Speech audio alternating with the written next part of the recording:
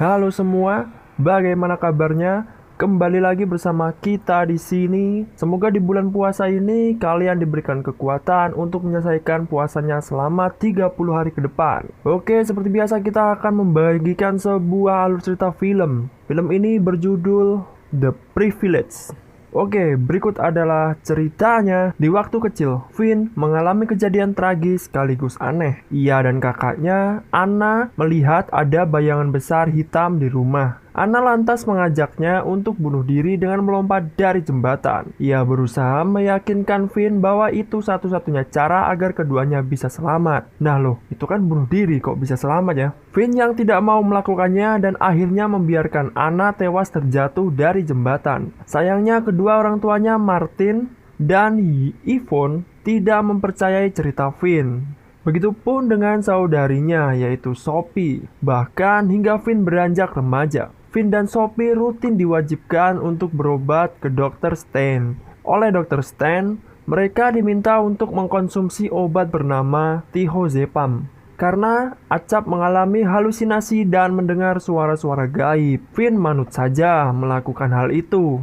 Toh nyatanya ia merasa tenang setelah meminum obat tersebut. Suatu malam ia melihat kedua orang tuanya tengah melakukan ritual bersama Sophie dan dua orang lain yang tidak ia kenal. Saat hendak mengkonfrontasi mereka, sesuatu tiba-tiba menghantam Finn hingga tak sadarkan diri. Setelah Finn tersadar, lagi-lagi tidak ada yang percaya ceritanya. Baik ayah, ibu, dan Sophie sama-sama mengaku tidak melakukan apa yang dilihat oleh Finn. Anehnya, pasca kejadian tersebut, sikap Sophie mulai berubah, baik kepada Finn maupun Ramin, yaitu kekasihnya. Malamnya Ramin menghubungi Finn dan memintanya untuk bertemu di sebuah rumah makan. Ia menyatakan Finn dan Sophie dalam bahaya. Setibanya di sana, Finn menemukan satu strip thiazepam yang ditinggalkan oleh Ramin. Ramin sendiri belakangan ini Finn dapati sudah meninggal bersimbah darah di pencucian mobil di samping rumah makan. Untuk kesekian kalinya tidak ada yang mempercayai Finn. Kepala polisi Gerber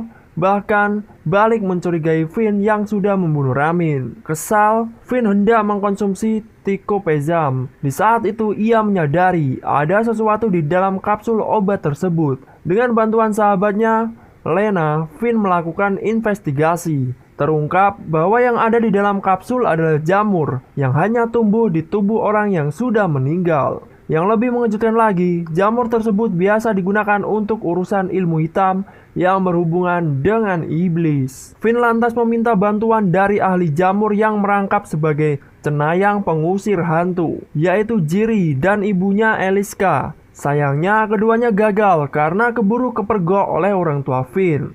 Eliska bahkan sempat diserang oleh iblis yang menjaga Sophie. Tidak ingin terjadi apa-apa pada ibunya, Jiri menolak membantu Finn lebih jauh lagi. Belakangan mereka berdua hilang secara mendadak. Keesokan harinya di sekolah, salah seorang teman Finn bernama Linder melakukan percobaan bunuh diri. Linder adalah putra dari Gerber. Dari insiden tersebut, Lena mendapati Linder ternyata juga mengkonsumsi thiazepam. Ia lantas nekat menyusup ke pabrik obat tersebut dan menemukan bukti bahwa mereka sengaja berkebun jamur dan memanfaatkan tubuh orang-orang yang sudah meninggal. Salah satunya adalah Eliska. Finn dan temannya yang lain, Samira, putri Stan, yang menemani Linder ke rumah sakit, kemudian memeriksa tas Linder dan menemukan bukti bahwa Finn, Samira, Linder, Anna, dan Sophie semuanya diadopsi sejak masih bayi. Ketika hendak meninggalkan rumah sakit, Finn melewati kamar tempat kakeknya dirawat. Kakeknya mengalami serangan jantung dan meninggal dunia. Saat Finn menghampirinya untuk mengucap salam perpisahan, dokter yang menangani kakeknya tiba-tiba membius Finn. Beberapa waktu kemudian, Finn tersadar dalam kondisi terikat. Ada Samira di sampingnya dengan kondisi yang sama. Stein muncul dan membawa Finn ke ruang bawah tanah di rumahnya sendiri. Sudah ada beberapa orang lain di sana, termasuk Sophie dan kedua orang tuanya. Terungkap bahwa obat thiazepam yang dikonsumsi Finn selama ini adalah untuk menyiapkan tubuhnya sebagai inang bagi iblis. Dan semua orang yang ada di sana sebenarnya adalah iblis, bahkan termasuk kakeknya. Mereka pun menyiapkan tubuh Finn agar bisa dirasuki oleh iblis dalam tubuh kakek Finn.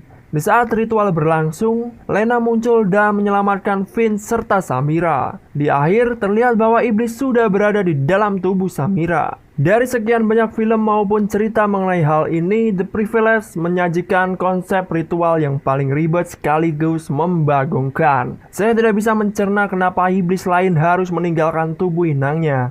Pada saat iblis di dalam tubuh kakek Finn hendak berpindah tempat, mereka bahkan tidak menyadari kedatangan Lena dan tidak terburu-buru balik ke tubuh inang untuk menghadapinya terlebih dahulu. Entah apakah saya yang salah memahami ceritanya atau penulis naskahnya yang tidak begitu memahami dunia periblisan. Di luar itu tentunya tidak ada masalah dengan akting para pemainnya. Bagus-bagus saja. Halo semua, bagaimana kabarnya? Apakah kalian masih rebahan? Oke, mari kita rebahan. Di video ini kita bakalan menceritakan sebuah alur cerita film lagi yang berjudul Anatomy. Diceritakan dua mahasiswa medis, Paula Henning dan Gretchen, memenangkan kesempatan untuk mengikuti kursus musim panas di Universitas Kedokteran bergengsi, University of Heidelberg. Kebetulan, kakek Paula juga pernah menjadi dekan di sana. Walau ditentang oleh ayahnya, Dr. Henning, Paula tetap pergi menuju Heidelberg. Dalam perjalanan, ia sempat menolong seorang pria muda bernama David yang mengalami serangan jantung.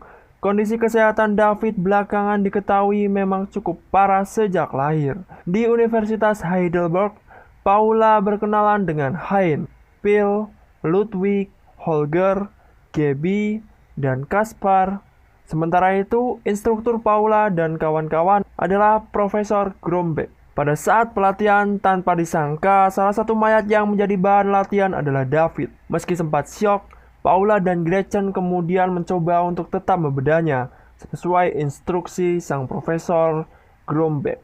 Oh my god. Saat itulah Paula menyadari ada sesuatu yang janggal, seolah kematian David tidak disebabkan oleh hal yang natural. Tidak ada seorang pun yang mempercayainya. Paula lantas melakukan investigasi seorang diri. Tanda A yang ia temukan di dekat lutut jasad David membawa Paula menemukan keberadaan lembaga rahasia bernama Anti-Hippocratic Society. Lembaga yang banyak beranggotakan petinggi dunia medis tersebut diam-diam melakukan eksperimen pada orang-orang yang sudah pasrah terhadap hidupnya, termasuk si David. Aksi berbahaya Paula rupanya diketahui oleh lembaga tersebut. Di satu malam, ia mendapat peringatan agar tidak melakukan investigasi lebih jauh lagi. Di malam yang sama, Hein, pacar Gretchen, mendatangi kamar Paula. Ia mengaku dicampakkan oleh Gretchen, yang kini memilih untuk berpacaran dengan Phil. Ketika Hein tengah curhat pada Paula, Kaspar yang menyukai Paula mampir ke kamar Paula. Cemburu melihat Paula tidak sendiri, Kaspar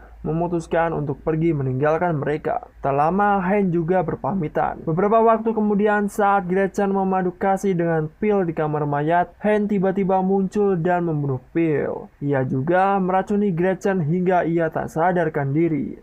Racun tersebut sama seperti yang digunakan anggota Anti-Hippocratic Society untuk melakukan pengawetan jenazah.